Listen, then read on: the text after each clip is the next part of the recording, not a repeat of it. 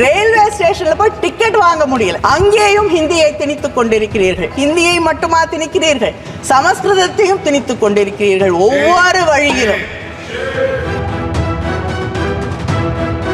இன்னும் சொல்வதற்கு நிறைய இருக்கிறது. இன்னும் சில நிமிடங்கள். கருத்துக்கள் நிறைய இருக்கு, ஆனால் சீக்கிரம் முடிக்கிறேன்.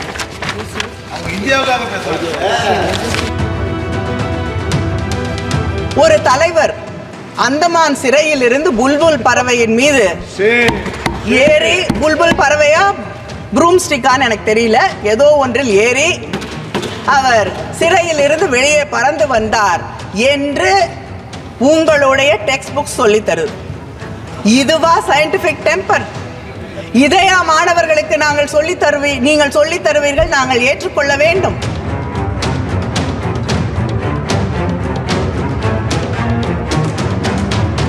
A member of parliament இன்னொருவரை பார்த்து கேள்வி கேட்கிறார், உனக்கு உன் ஜாதி என்ன என்று தெரியாது என்று.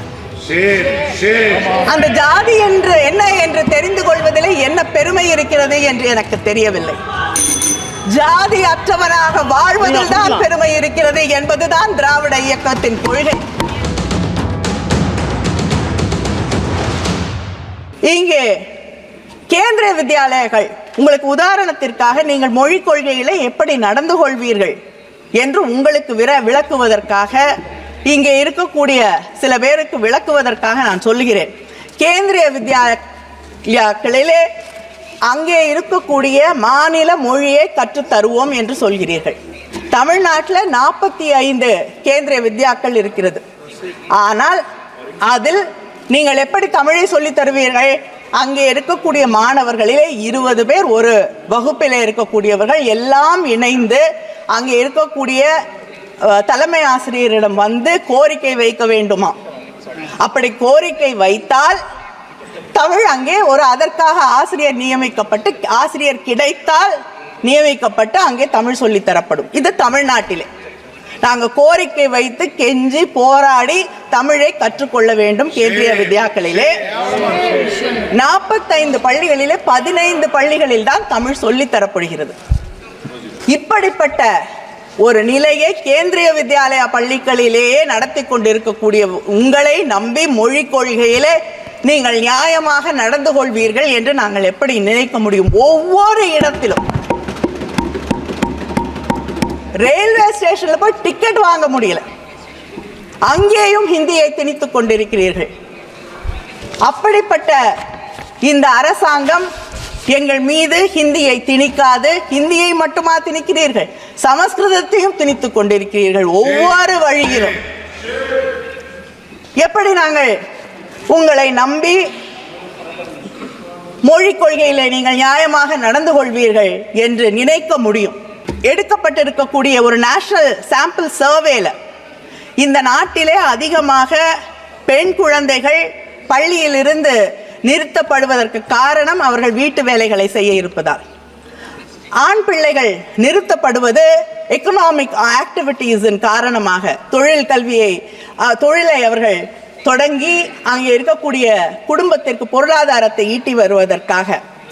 இந்த புதிய கல்விக் கொள்கையிலே நீங்கள் விஸ்வகர்மா என்ற திட்டத்தை கொண்டு வந்து இந்த பிள்ளைகளை படிக்கக்கூடிய வாய்ப்புகளை எல்லாம் மறுத்து, வழி வழியாக எந்த குலக்கல்வியை திராவிட முன்னேற்ற கழகமும் திராவிட இயக்கமும் எதிர்க்கிறதோ அதே குலக்கல்வியை கொண்டு வந்து எங்கள் பிள்ளைகளின் படிப்பை, எதிர்காலத்தை நாசமாக்க துடித்துக் கொண்டிருக்கக்கூடிய அந்த புதிய கல்விக் கொள்கையை எங்களால் எப்படி ஏற்றுக்கொள்ள முடியும்?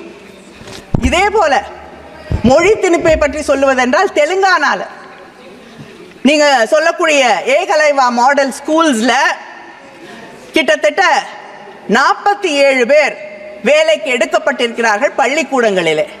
அதிலே 44 பேர் ஹரியானாவில் வந்திருக்கிறார்கள், தெலுங்கானாவில் இருக்கக்கூடிய பள்ளிகளிலே கல்வி சொல்லிக் கொடுப்பதற்காக.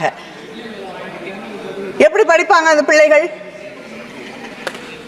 இப்படி புதிய கல்விக் கொள்கையின் வழியாக இந்த பள்ளிகளிலே இருக்கக்கூடிய அந்த ட்ரைபல் ஸ்கூல்ஸ்ல இருக்கக்கூடிய மாணவர்களின் கல்வியை கெடுப்பதற்கான ஒரு வழிவகையை உருவாக்கி கொண்டிருக்கிறீர்களே தவிர அவர்களை காப்பாற்றுவதற்காக அவர்கள் எதிர்காலத்தை பற்றி கவலைப்படக்கூடிய ஒரு திட்டத்தை நீங்கள் உருவாக்கவில்லை. எங்களுடைய தலைவர் கலைஞர் அவர்கள் ஒவ்வொரு சின்ன ஊரிலும், ஈவன் ஸ்மால் டவுன்ஸ், அங்கே இருக்கக்கூடிய பெண்களும் அங்கே இருக்கக்கூடிய வாய்ப்புகள் வசதிகள் பெருகாத குடும்பங்களிலே இருக்கக்கூடியவர்கள் நகரங்களிலே வந்து தங்கி படிக்க முடியாது, அவர்களுக்கு கல்வி கிடைக்காது, உயர்கல்வி கிடைக்காது என்பதற்காக அங்கே எல்லாம் கல்லூரிகளை உருவாக்கினார். அதனால தான் நீங்க இன்னும் 30 வருஷம் பொறுத்து ஒரு கனவு கண்டு கொண்டிருக்கிறீர்களே 50% உயர்கல்வியை எட்டி விடுவோம் என்று. அதை தமிழ்நாடு என்றோ தாண்டி விட்டதற்கு காரணம் சின்ன சின்ன ஊர்களிலே நாங்கள் அங்கே கல்லூரிகளை உருவாக்கி வைத்திருப்பதற்கு ஆன அந்த செயல் திட்டத்தை கொண்டு வந்த தலைவர் கலைஞர் அவர்களின் வழியிலே வந்திருக்கக்கூடிய ஆட்சி இந்த கல்லூரிகளை மூடக்கூடிய உங்களை, உங்களுடைய புதிய கல்விக் கொள்கையை எப்படி ஏற்றுக்கொள்ளும் என்று நான் கேட்கிறேன். அது மட்டும் இல்லை, இன்னும் சொல்வதற்கு நிறைய இருக்கிறது. இன்னும் சில நிமிடங்கள். கருத்துக்கள் நிறைய இருக்கு, ஆனால் சீக்கிரம் முடிக்கிறேன்.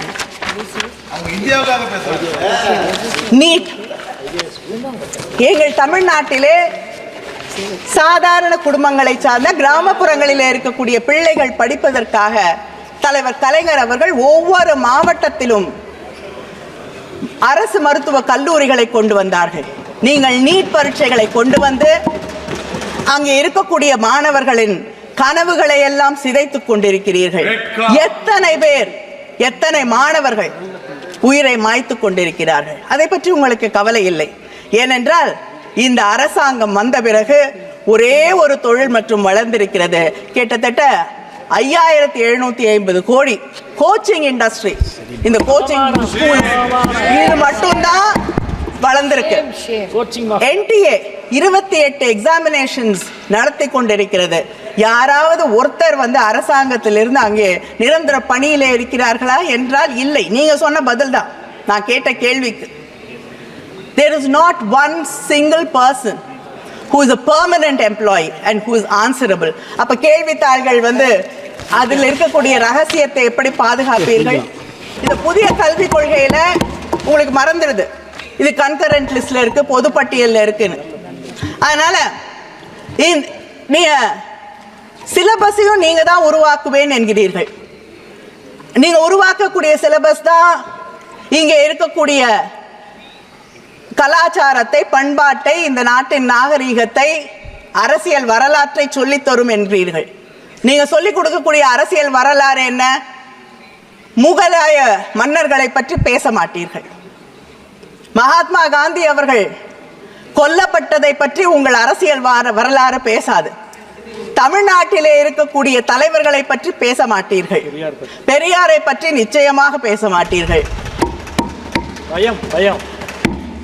ஆனால் ஒரு தலைவர் அந்தமான் சிறையில் இருந்து புல்புல் பறவையின் மீது ஏறி, புல்புல் பறவையா ப்ரூம்ஸ்டிக்கான்னு எனக்கு தெரியல, ஏதோ ஒன்றில் ஏறி அவர் சிறையில் இருந்து வெளியே பறந்து வந்தார் என்று உங்களுடைய டெக்ஸ்ட் புக் சொல்லி தருது.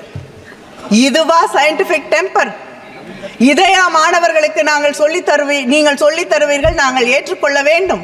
நேற்று இந்த அவையிலே நான் வருத்தத்தோடு சொல்கிறேன், ஒரு தாயின் வருத்தத்தோடு, ஒரு தங்கையின் வருத்தத்தோடு, ஒரு சகோதரியின் வருத்தத்தோடு இதை இங்கே பதிவு செய்கிறேன். இங்கே இருக்கக்கூடிய இந்த அவையிலே a member of parliament இன்னொருவரை பார்த்து கேள்வி கேட்கிறார், உனக்கு உன் ஜாதி என்ன என்று தெரியாது என்று. அந்த ஜாதி என்று என்ன என்று தெரிந்து கொள்வதிலே என்ன பெருமை இருக்கிறது என்று எனக்கு தெரியவில்லை. ஜாதி அற்றவராக வாழ்வதில் தான் பெருமை இருக்கிறது என்பதுதான் திராவிட இயக்கத்தின் கொள்கை. அதைவிட வருத்தப்படக்கூடிய விஷயம் என்னவென்றால் அந்த பேச்சை ஆதரித்து பாராட்டி இந்த நாட்டின் பிரதமர் பேசுகிறார். என்பது பெருமை என்று சொல்லக்கூடிய ஒரு ஆட்சி, ஜாதியின் பெருமையை பற்றி பேசுவது, ஜாதி தெரியாதவர்களை இழிவுபடுத்துவதை ஏற்றுக்கொள்ளக்கூடிய ஒரு பிரதமர் உருவாக்கக்கூடிய ஒரு சிலபஸை தமிழ்நாடு எந்த காலத்திலும் ஏற்றுக்கொள்ளாது. எங்கள் முதலமைச்சர் கடைசி வரை போராடுவார், நாங்களும் போராடுவோம். வணக்கம்.